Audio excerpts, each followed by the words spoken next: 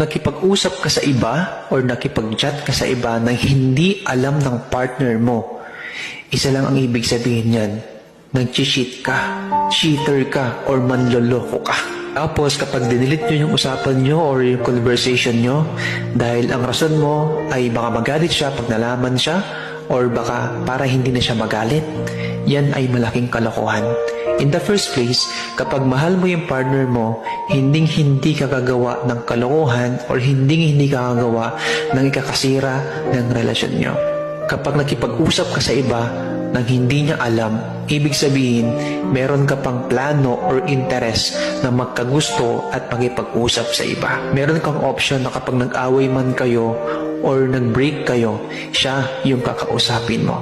Kapag nag-cheat ka, hindi mo talaga mahal yung partner mo dahil hindi ka loyal sa kanya at hindi ka faithful sa kanya.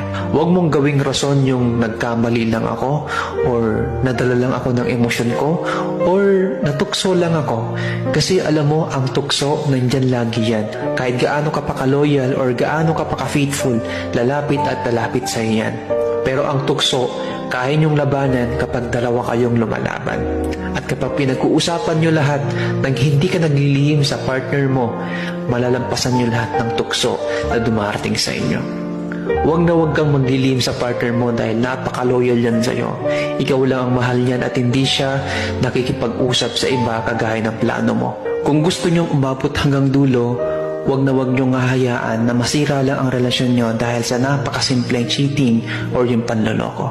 Maging open ka sa kanya at sabihin mo lahat ng kausap mo at yung mga taong gustong lumapit sa'yo. Para sa gayon, kahit marami mang dumarating, siya pa rin ang pipiliin mo.